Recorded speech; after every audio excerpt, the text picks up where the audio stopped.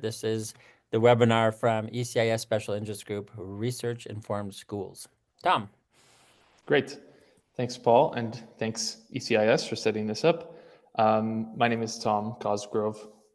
I'm a colleague of Paul's, a former colleague of Rob's, and I work at the Leysin American School as a math and makerspace. I just put STEM in general, teacher. So, yes, Rob's going to be speaking to us about a few projects that he's had on the go. One is the Modern Classrooms project, and a recent book that he's written, all at the same time, which is impressive to me. Also while juggling a family and many other things. Rob lives in Washington, D.C. He used to live here in Switzerland for a few years, worked with us, moved to Geneva, and has since moved back to work full-time on this project.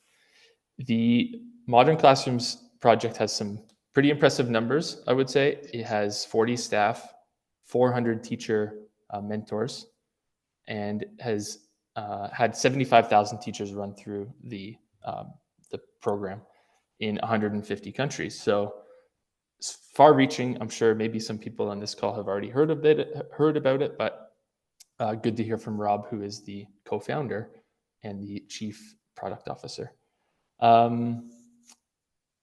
Yeah, I think that's it. We'll do the 15-minute presentation, and if people have questions, you can just put them in the chat immediately, or I can save them to the end, depending how fitting it is.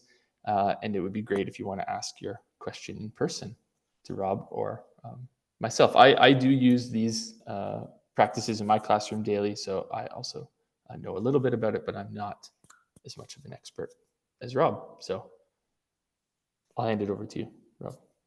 Thanks, Tom. Thanks, Paul. I appreciate it. You guys have mentioned this 15 minutes a couple times, so that means I got to keep it short. I'll do my best to do that. My eyes are on the clock. Thanks, everyone, for taking your time to join and to be here. Let me share with you my two goals for the quick presentation. One is to inform you. I want to tell you about Modern Classrooms project, what it is, how it works. And I also hope to inspire you. I hope you will leave the presentation with something you can use tomorrow, something either your classroom or you can bring it to a colleague and help them to meet their learners' needs a little bit better tomorrow. What I want to talk about is, as Tom mentioned, I've just written a book. It will be out in February, and the book sort of summarizes the modern classroom approach. So as I talk about one, I'm talking about the other. I want to start just talking about what is actually the fundamental challenge of teaching. I want to talk about how Modern Classrooms addresses that, what its impacts have been. I want to give a brief overview of the book, which is also an overview of our approach, share a little bit about how you can get involved, and then take most of my time just to answer questions and I hope have a bit of a discussion. When I talk about the fundamental challenge of teaching, this is a challenge I faced in Washington, D.C. at public schools where kids couldn't afford breakfast and lunch. It's the same challenge I faced at Leysin American School where kids were very affluent. The students couldn't have been more different in some ways. The challenge of teaching was the same. And I think the challenge of teaching I can summarize in this way. If you think about a class of students, you might have a student like David who is advanced. He needs a challenge. You might have a student like Anna who is below grade level and needs some remediation. You might have a student like Troy who's chronically absent and needs catching up. Even in a boarding school, sometimes students don't show up to class. You have these three students, you have maybe 20 students in your class, but you have at least one student like each of these, and you're trying to figure out as a teacher, like, how can you challenge each learner and support each learner all at once and all in the same classroom? And if you're not a teacher, but you're an administrator, you're probably thinking, well, how do I help my teachers do this? This is not an easy question, right? Different students, different needs, same class. What do you do?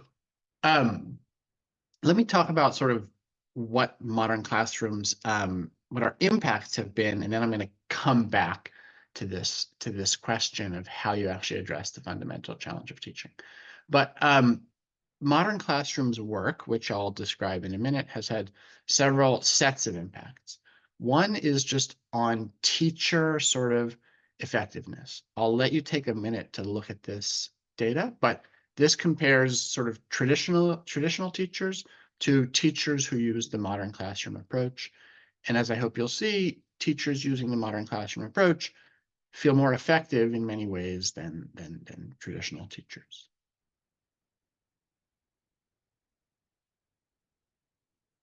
Cool. Another set of impacts of the modern classroom model have been on sort of teacher retention and satisfaction. Let me give you a minute just to look at this.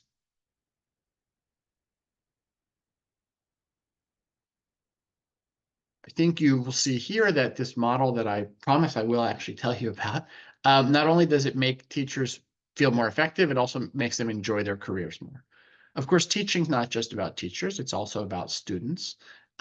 This chart, I'll take a minute to explain because I know it can be a little bit confusing here. But we worked with a school in Texas, and we helped that school in Texas. We trained all of their teachers in our approach. If you look at these gray bars here, these are student proficiency scores the year before we trained the teachers. And then these teal bars are student proficiency scores after we train teachers. So you're seeing in all these subjects, math, reading, social studies, and science, student proficiency scores increasing. And then these orange bars are the district benchmark. So you can see like this wasn't just, the school was below the district benchmark. And after our training, it's starting to exceed the district benchmark. Last set of impacts I'll share. Again, I know there's a lot of information on this slide, and I'll put the link to the slides in the chat, by the way, after this, just in case people want to look at this more. But again, you have sort of non-modern classrooms, modern classrooms, looking at passing rates on standardized testing. This is a school in the United States in Virginia, and one thing that I also found interesting is we actually saw that in modern classrooms, students were absent less often. That could be due to chance, but this difference is significant. So we're thinking that modern classrooms are making students more likely to attend in the first place. Okay, those are our impacts. What actually is this modern classroom model I'm talking about? Well, I think the modern classroom model, the easiest way to think about it is in 3 parts. The first thing that a teacher using this approach does is that they redesign the way each lesson actually works. So the first thing a teacher would do is digitize direct instruction. By this, I mean find or create videos that explain your content. If I'm standing at the board in front of the room, it's going to be really hard for me to simultaneously challenge David, support Anna, help Troy catch up. But if I have a video of myself, now all of my students can watch wherever they are, whenever they like. David can go ahead, Anna can rewatch, they can pause and ask me questions. Digitizing direct instruction changes what students are doing and what teachers are doing in the class as well. Once you do that, in fact, you can really focus on getting learners working together. Sometimes I say digitize direct instruction. People think, oh my gosh, computers in the classroom, this is going to be so dull. Not the case at all. If you keep your videos short, 5-10 minutes, your students can actually spend most of class working together. While your students work together, you can sit down with your students, right? Instead of standing at the board controlling behavior, you are sitting down next to David, next to Anna, next to Troy, trying to give them the challenge and support they need. And most importantly, I think you can require mastery. You can say to every student, you're not going to go to the next lesson until you really understand this lesson. And if you're not there yet, try again. So often in teaching, we say, yeah, some students didn't get it. What can we do? We're on to the next lesson the next day. That's not good for our students. And so once you have redesigned your lesson, you can actually require that your students reach understanding. Here's an image from a video I made, nothing fancy, just personal. And here's a picture of me teaching in a modern classroom. This is what I think teaching should be. I'm not standing at the board lecturing a bunch of board students. I am sitting down with this one young woman, and you can see in the background, I have other students who are watching something, taking notes, maybe working together, engaged. So part 1 of this modern classroom approach is about redesigning lessons. Part 2 is about going beyond the individual lesson and actually redesigning your whole course. So once you have lessons, that are digitized and collaborative and that push students towards mastery, you can help learners set the pace. We know that people don't learn at the same pace, right? David might learn faster, Anna might learn a little slower, Troy might need a couple days because he was absent. And so we can start helping learners set their own pace through content, achieving mastery as they go. This, as you can imagine, requires us to develop some sustainable systems, right? How do students know where to sit every day? How do they know what to work on? How do they know to transition from sort of maybe a whole class opening routine into into self-paced learning? This is not easy to do, to run a self-paced classroom, but there are systems teachers can use to facilitate this. One thing that is super important that Modern Classrooms talks about, that my book talks about, is how you track and communicate progress. How do I know what lesson Tom is on today? How do I know what lesson Paul is on today? I've really got to know who's working on what at any given time, and students need to know that also. So in order to have a self-paced course, you really do need to have a good system of progress tracking. And then the final thing I'll share is that once you have a class where learners are setting the pace, where you have good systems, where you're tracking and communicating progress, you really can inspire every student to excel. I think in a traditional class, students spend a lot of their time sort of bored or unmotivated. David, who's advanced, might feel like, I know this, what's the point? Anna, who has gaps in her learning, might feel like, I can't understand this, I'm lost. Troy's not there at all. It's hard to motivate them. When students are put in control of their own learning and pushed to achieve mastery, you really can inspire your students to excel. And in my book and in Modern Classroom training materials, we talk about that a lot. Here's an example of a tracker that a teacher might use just to show what students are working on to help them find partners to work with. And here's a framework that Modern Classrooms has called Must Do, Should Do, Aspire to Do, which helps prioritize content so that learners know, okay, everyone's got to do this must do content, right? This is the basics for everyone, but students who move faster, students who are more advanced, can extend themselves with should do content and aspire to do content. Again, I'm keeping this to my 15 minutes, so I'll share with you soon where you can find more information. Last thing you can do, once you have redesigned your lessons, once you have redesigned your courses, you can really redesign instruction. And so, at some point, if you're a teacher, you've actually got to launch your classroom. You've actually got to deliver these lessons and these courses. And so I share in the book some strategies for doing that. You're going to want to build buy-in too. This is new to your colleagues. This is new to your students, new to families, new to administrators. And so you want others to understand what you're doing, why it benefits them. Teachers who follow this approach can empower your colleagues. I started Modern Classrooms Project when I was a teacher at LAS. I had colleagues in DC public schools who were interested. We said, let's start a nonprofit to share this method of teaching. As Tom said, we've now trained 75,000 teachers all over the world. And so I really do see this as a teacher-driven, teacher-to-teacher sharing sort of movement. And then finally, the last thing that I talk about in the book is ways that teachers can actually shape the larger conversation about education. You can go beyond the walls of your classroom, the walls of your school, and help policymakers think about what education should be.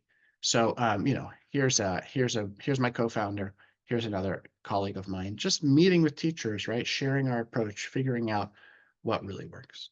So that is, I think, the Modern Classroom model in a nutshell. Redesigning lessons, redesigning courses, redesigning instruction. Let me give you a couple key takeaways, share how you can get involved, and then wrap up my 15 minutes. The key takeaways for me of the Modern Classrooms project, of the book, is that if you're trying to transform education, it starts with a single lesson, right? If you can have one lesson that it challenges David, supports Anna, helps Troy catch up, you can build from there. I do think a student-centered learning experience is possible. I've seen it with my own eyes in Tom's classroom and other people's classrooms. I think there's a lot of theory out there about blended learning, personalized learning, mastery-based learning. What does it mean? I think Modern Classrooms provide a concrete example of this, and as I hope you've seen, some positive impacts of these learning experiences as well. And then last thing I'll share is just that this movement grows one classroom at a time. If you're a teacher, you can start using this model tomorrow. You can share it with your colleagues. Before long, Your colleagues might be using it too. If you're a principal, you can share it in your school. If you're, some other role, you can share this. One classroom at a time is how this grows. There are thousands of teachers using these practices every day. Tom is one of them. There are thousands more. You can use these practices too. Okay, let me give you the very, very quick pitch for the book, and then I'm going to answer your questions. The book, Meet Every Learner's Needs, and I'll put the link. Let me put the link here in the chat. Let me get this in the chat. Sorry. I'll put the link in the chat here. The book is, I wrote this really to help you, to help teachers, parents, administrators, help people implement a modern classroom step by step, help you share this approach with your colleagues if you like, maybe convince skeptical colleagues or families. Some people say, I don't think this approach can really work. I hope the book shows that it can. And really just to spark and facilitate discussion, just like I hope we'll have in just a moment. I really wrote the book to support you and people like you. And so that's the goal. If you'd like to get a little bit more involved with modern classrooms, there are several things you can do for free. I don't want to give you too much of a sales pitch. I have a newsletter for the book. I have a Facebook page. You can share the book with your networks. And if you are working at a school where you think like, hey, a bunch of teachers might like to read this, I can give you a quote for bulk discounts on the book. If you'd like to pre-order the book, you can get some extra resources here, like a checklist for implementation, a book club guide, some extra chapters that I wrote, but I'm not publishing it. I'll have a monthly question and answer with people on my launch team. And I do hope to give virtual workshops for schools around the world. Anyone who pre-orders the book can enter to win one of those workshops for free. And I will just add one last link here in the chat. All those opportunities I mentioned to be involved with the book and the modern classroom movement, I've just put in the chat. So I think I'm at 14 minutes. Let me stop there. So I really do want to have discussion. The clock just hit 15. I'll put up a couple links here, but more about the book, more about modern classrooms, my email, if anything comes up. And yeah, thank you for your attention. It's been an honor to share with you. Well, there's no questions yet, Rob. So unless people want to speak up and ask Rob in person or put them in the chat, I'm happy to facilitate. I have a couple notes, if we want to start there. And or Paul, does your audience in the room have anything? Brian, go for it. The whole like muting, unmuting just brings back such wonderful memories of online learning. Thank you. I was wondering if one particular thing that and maybe you'll share it with us, so I don't know if we need to focus on it, but the tracker, how do you exactly use the tracker, the must do, should do, aspire to do? Like, what does that look like when you kind of, in a lesson, when you have students working on it or over a unit rather? Because that would be a helpful, that would be a really useful to me, because I'm at the pre-IB level and I have some students who are in this, in the same classroom, some students that are going to aspire to the diploma program and some that aren't. And so to have the expectations of every student going to such a rigorous curriculum is a bit unreasonable. So it's having something a bit more student driven and autonomous would be really, really useful. So I perked up at the moment. Great question. Yeah, great question. Happy to share a little more. I mean, just to the first thing or to the last thing you said about different students being able to sort of reach different points in a curriculum, I think that's spot on. I think if we think that every student in a classroom is just going to get the exact same thing, we're going to overwhelm students who aren't prepared for it, and we're going to bore students who are ready to go faster. I remember speaking about this with Paul. You can show your students 100% of the content, but if they only understood 50%, like, what's the point? We really want to define what are the essentials every student needs to know, the must do, focus on those, and then create room for your Davids to sort of go farther, to do should do work, to do aspire to do work, to go farther. That's the theory. I think your question is like, what's the practice? Sounds good. How do I actually organize it and do it? Let me just show you a couple of sort of trackers that that modern classroom teachers have created and used. So like one way to do this would be No, it's okay. and With the chat. I'll put this let me put this in the chat also. Oh, it's big enough. Yeah. Now we can But see. like one way to do this would be to think of sort of like a game board that Okay. students do, and every student begins at the start. Every student goes to the unit assessment.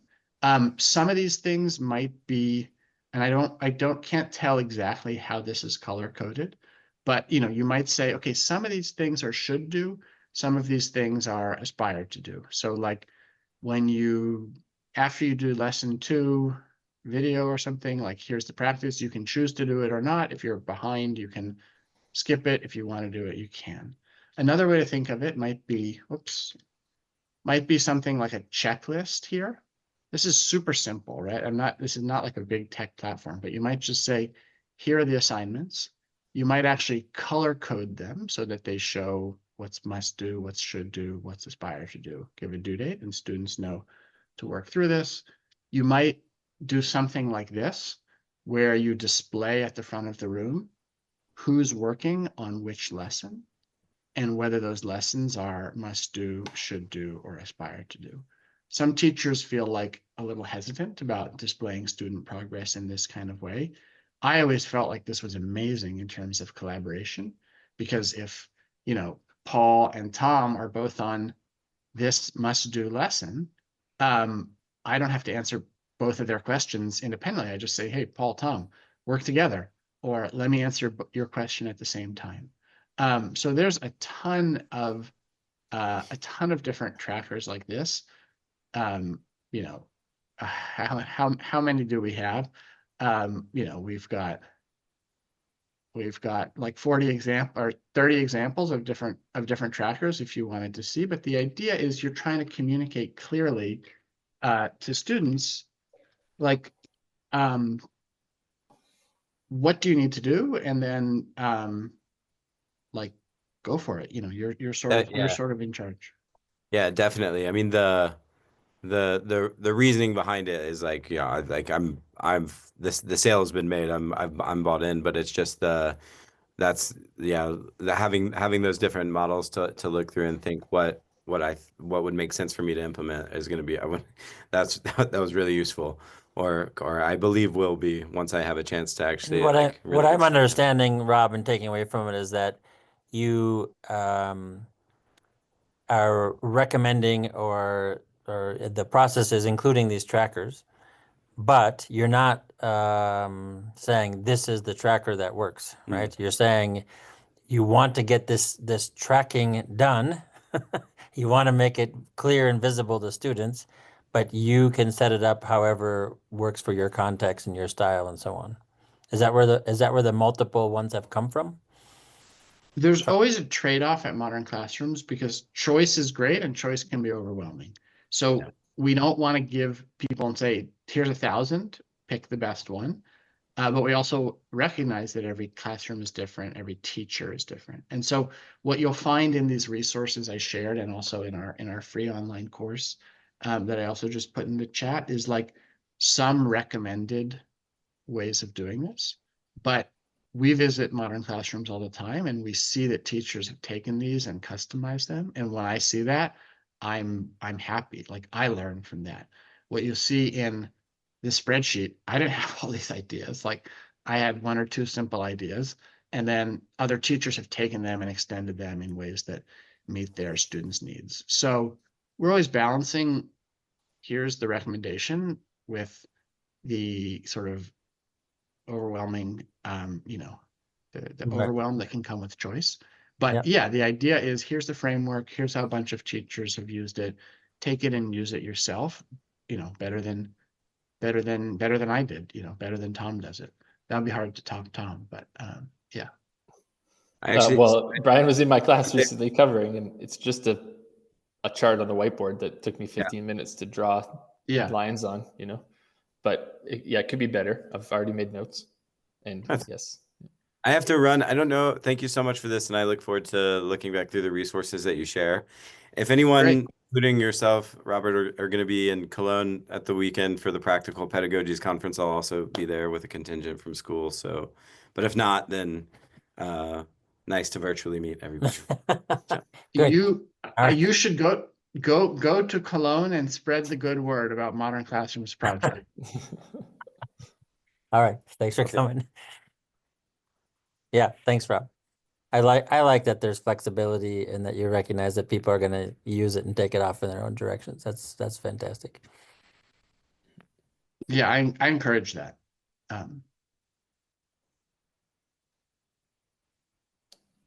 yeah, if anybody else has any questions, or I'm happy to weigh in on my couple that I've got written down. So I'll ask one.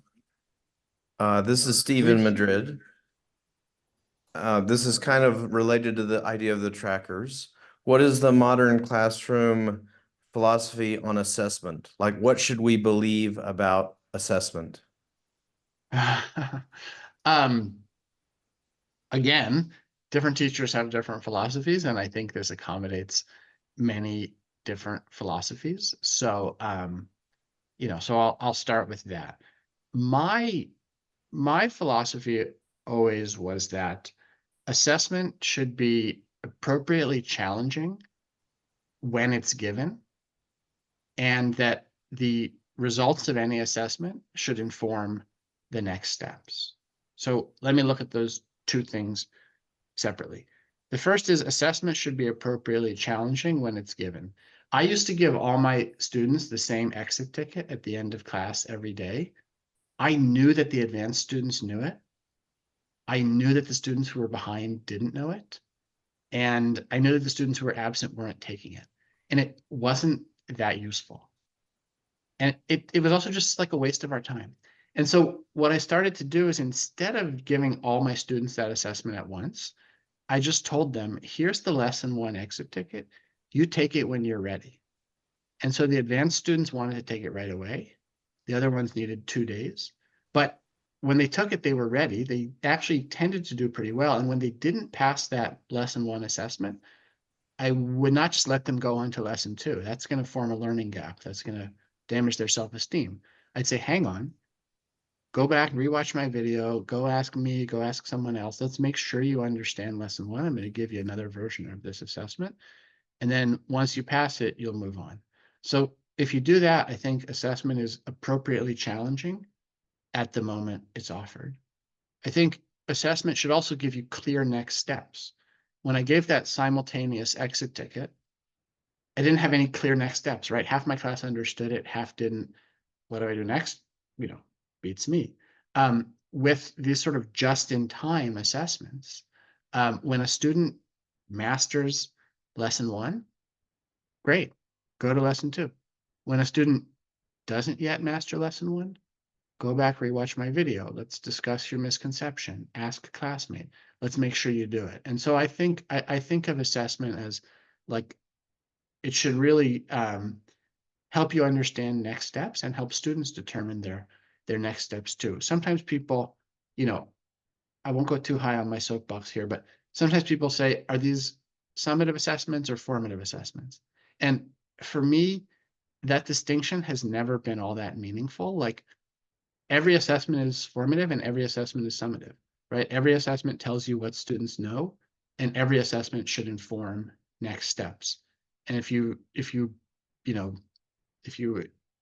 ignore either of those elements of assessment, I think you're not getting the full value of the time that you're investing in assessment. And let me just make this concrete also, because I feel like I'm espousing this, this big principle, and I want to make this concrete. When I talk about the exit ticket, the mastery check, it's as simple as this. Here's a little template. I have one question here. I say, in order to advance, you must do X, Y, and Z. And at the end of the assessment, I would circle, yes, go ahead. No, revise and try again. And, that's how I think assessment should be. Did I still give my students end of unit tests? Yes. They, that's sort of a fact of life. That's part of education. They were preparing for the IB exam. So I did still give that, but on a sort of day-to-day level, this is what assessment looked like in my class. Hope that answers your question. No, that's really good. I asked for partly selfish reasons because I teach a training course on assessment, which I get asked to teach over and over and over again, I think, because nobody else wants to teach it. So thank you for that. Sure. Yeah. And, by the way, if you disagree completely with everything I just said, like, I think you can still take elements of this model and use them in your classroom. So I'm giving you my kind of perspective, but we have modern classroom teachers who say, this is your summative and this is your formative. And this is a set of practices that take what you like and, forget the rest, sort of. I think they work best together, but you know way better than I do what works for your students. Would you still give quantitative grades if it was your choice? I mean, if I were doing assessment, you'd start the year at 0, and your goal would be to be at 25% by the end of quarter 1, 50% by the end of quarter 2, 75, and 100. And I think the way we do it now, where you usually start at 100% and drop, is like, doesn't really accord with how learning should be. I think the way that I had my mastery checks, they were out of 10, and you had to get an 8 out of 10 to advance. Some teachers are a little more dogmatic, and they say this is 0 or 1. 0 if you don't have it, 1 if you have it. Some people do a 0 through 4 kind of scale. I do think, numbers can be helpful. Nowadays I like that 0 through 4. 4 is you really mastered it. You really, you could teach it to someone else. 3 is probably sufficient to advance. You basically got it. Maybe, you're not fully there yet, but you're enough to move on. 1 and 2 and 0, you got to keep working on that before I let you move to the next lesson. I think that's what I did at LAS, although I can't totally remember. Steve, I asked that same question to Ken O'Connor, who's like, trying to fix grades, right? And I said, well, it sounds like we should just do away with the grade part. And he's like, well, that would be, that'd be another book. He's saying, how can we fix grades if we have to have them? Okay, here's some suggestions. But yeah, also in his opinion, he thought maybe the problem is the grade, not the practices that go with them. It's just, if we didn't have that, then we could be a little more creative, maybe. So, yeah. But for another webinar, maybe, Paul. But I love the concept just to have the mindset of you're starting at the beginning of the year and you're growing in what you know. And that is something that you can actually track and show and keep track of personally, right? You could learn as a student to be part of the process of keeping track so that you can see that you're getting to some, if it's percent, but to some extent to what the teacher wants you to be able to do within the scope of the class. Much better than this. Like all of us have heard at some point someone who, as a teacher, gets up and says, "You all have an A right now." Right? It's yours to lose. It's like, well, how depressing, right? It's like heading the wrong direction. So being able to build up and grow and have that feeling of, if I work harder, I complete more and I learn more. I guess that's what we're going for, right? That's what we would like to think that we're going for. I see there's a question in the chat, and then I think one other person wants to ask a question live. Yeah, I see the raised hand. I would just say, I don't know if any of you play like a sports video games, but each player is rated on certain skills like speed, defense, attack. I would love to see that for a student. Here's my math score. Here's my reading score. Here's my science score. Here's my performance score. You start at 0, right? And you got to get to 60 to graduate. And if you want to get to 100 in math because you love math, like, do it. That's sort of how I would see things. Yeah, let me answer the question live, and then I see the question in the chat. I'll answer second. Hi, thank you so much for sharing your presentation. And I've been working with a couple of math teachers in middle school and upper school at our school. And I have two questions. The first one is how we communicate the growth of students to parents if we use the tracking system as you mentioned. And the second one is what if the math teachers are resistant to change because they are in the comfort zone? They say how I teach math in a traditional way, like I'm in front of the students and lecture it for 20 minutes and then just do some practice and do the essay ticket or assessment at the end of the lessons. How we convince resistant teachers to buy into modern classroom, as you mentioned. Thank you. Thank you. Great questions. The first one, I think, about how do you communicate to parents, I think it is related to what we've just been talking about with grades. So right now, the parent might see 82% in math, and they actually have no idea like what that means. That's just a number. That might mean that their student has 100% understanding, but is minus 18 points because their behavior is really bad and the teacher grades behavior. It might mean the student doesn't understand anything, but the participation is great. If you had this kind of tracker, and let me just share my screen again. I don't think you wouldn't share you wouldn't share the entire tracker with parents, but you might say, okay, Tom is working on this lesson here. He's mastered, these are the things he's actually mastered, right? He's mastered this first lesson. He's working on this. He's a little bit behind the pace because the goal is to be here. Or if the student had the checklist, you could just share with the teacher, like you'd have really precise information on here are all the things that are checked that Tom knows. Here are all the things that he still has to learn. And this could be reflected in your grade book too, right? Like you could just see, okay, my student has mastered these skills. My student has not yet mastered these skills. And I think you can get actually more information when you think in terms of mastery than when you think in terms of a percentage grade. I would say for changing people's minds, I mean, buy the book. No, I'm just joking. I don't think this is a model that can be forced on any teacher. I think that's going to be a bad outcome for everyone.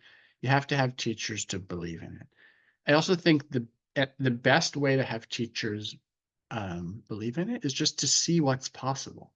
Like, I think once teachers see what's possible, they might think, I want to give this a shot. Perhaps this can work for me. And so I think it's about showing them the possibility and showing them that this is actually achievable. Like, I think sometimes people see modern classroom, they say, oh, wow, it's a lot of work. It's too many moving pieces. This is really just simple kind of step-by-step that you can do.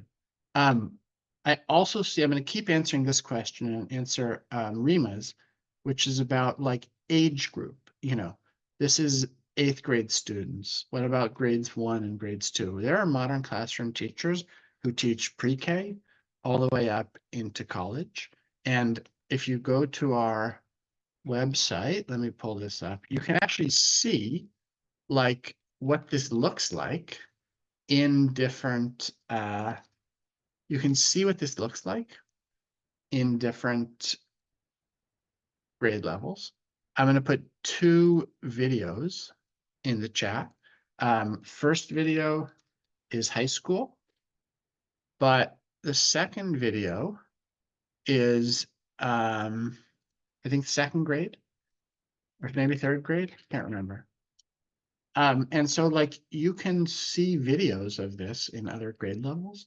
And I think that's how you convince people to give this a shot, is show them the video and say, what do you think? Could anything in here work for you? Would you like to teach in this way? And if they say yes, then I think you can say, well, okay, this looks really different, but actually, I just gave the presentation, there were 12 steps. Like there's just simple steps you can take to teach like this. So I wouldn't say to force it on anyone. I would say to expose people to what's possible and, encourage them to encourage them to think about it. I hope that answers both your question, Rima, as well as the other question. Stephen, I don't know anything about Quality Schools International, but I'm happy to I'm happy to try selling my book to them. You know, I'll look into it, and if you have any like you know, more context you could share, I'm always eager to learn more. I was just going to add to Rob off of that, what you're saying, like convincing people. You know, I was guilty of teaching traditionally, math, for example. I actually start my school year kind of like that to warm kids up to the new, or a more kind of not traditional way. And when I'm teaching traditionally, I hate it. And I kind of can't go back now because I see the value in what we're doing, digitizing the instruction and tracking their progress and letting them go at their own speed, because it just highlights so many problems with the traditional way that I'm seeing now more clearly. And maybe the people that are resistant aren't seeing those problems for whatever reason. And when they experience a different version, they might realize like, okay, this is so much more effective. Students are learning a lot more and at a better pace. So yeah, I don't know how to convince them, but I think eventually when they get there, it's they can't turn back, kind of. I tell teachers, if the way you're teaching is working perfectly for you, like, great, you know, you can ignore modern classrooms. You don't need us. But is there a student in your class like David who could be more challenged? Is there a student in your class like Anna who's maybe has some gaps in her learning and is falling behind? You ever have a student miss class, come in the next day and they're lost? What's your plan for that? And I think teachers feel like, through no fault of their own, this is the fundamental challenge of teaching. They feel like, yeah, actually, now that you mention it, I don't have time to create, to challenge my advanced students. I'm too busy, with students who are behind, or like, oh, absent students. Yeah, I just give them a makeup packet. I mean, if students could just learn from makeup packets, we wouldn't have jobs. It doesn't work. You need something different to help those chronically absent students. And so, yeah, my belief is always the best way to convince someone is just to show them that a different way is possible. And that's, that's how I learned this approach as well. Like, I didn't come up with this out of thin air. I had colleagues whose classrooms I visited, and one was using videos and another had a progress tracking system. And I sort of put the pieces together into what's now the modern classroom model, which I think has been helpful to teachers to see everything in one place. But yeah, I saw it in other teachers' classrooms too, and it convinced me that something better was in fact possible.